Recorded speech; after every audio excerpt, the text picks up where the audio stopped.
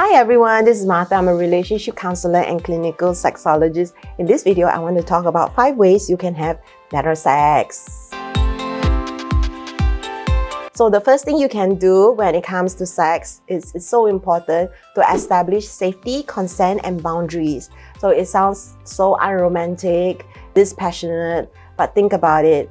All of us have some bad experience or even trauma in our lives. So if you really want to have a good experience, respect the person where they are from.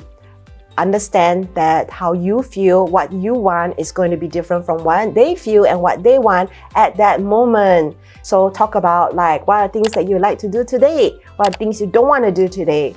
How long do we have? Talk about it. It doesn't sound romantic, but let me assure you, when they feel safe, they can relax more.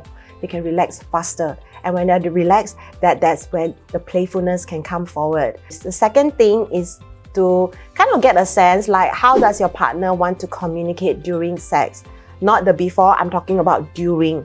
There are some people who like to talk a lot during sex and the other person might find it very distracting, but this is just because they are different from you and they have a different communication style. So have a little talk before, but also like talk about what you're going to do during sex. Do you want maybe like physical cues like squeezing the hand? Do you want to like use certain code words like flame or red or to say stop? So you want to establish signals or code words when it comes to stop. Slow down, maybe you're scared or maybe it's too much, and then the other one is to go ahead. So stop, slow down and continue. You don't want too much conversation, so maybe you just stick to on a need to ask basis, and so make it more close-ended questions that involves very easy a yes or no. The other thing that you can do in order to have good sex is to mirror them. Often we do to our partners what we ourselves like. We think they like it, that's why we'll do it, but deep down, actually, we like it. So what you can do as the recipient is you mirror them. So if they kiss you passionately with lip action, then you also do that. Maybe you don't really like it, but just try it. Just try it because it seems like they like it, they're doing it to you, so why don't you do it back to them?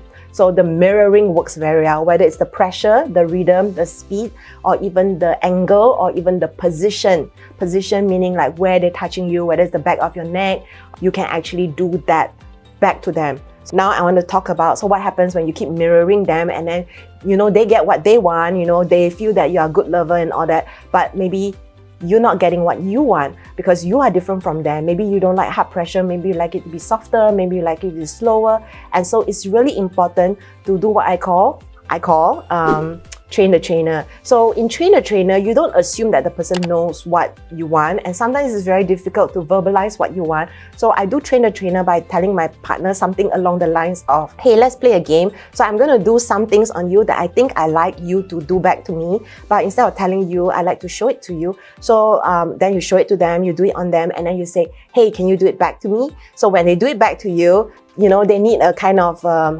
validation, right? So this is when you can tell them, hey, that felt really nice. How about we try this?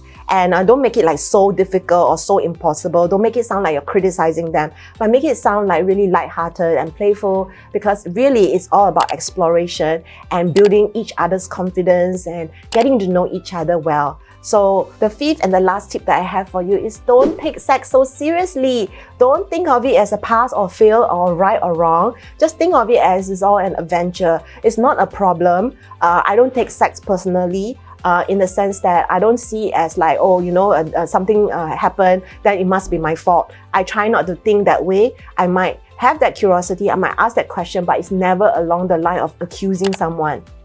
It's not a problem if it doesn't work this time. Maybe it's going to work the next time or the time after. But it keeps persisting.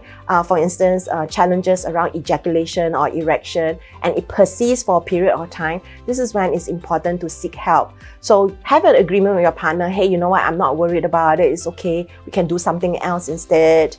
We can do kissing. We can do hugging instead. And if the problem persists, like for instance, you keep having pain or you keep having difficulties to orgasm, this is when, if it persists for more than 6 months, it's important to get support, whether it's to go for a medical checkup, whether it's go to a sex counselor or therapist like myself. It's really, really useful. So this has been Martha doing this video for She the People TV. Subscribe to the YouTube channel and don't forget to hit the bell icon so that you don't miss any videos by us.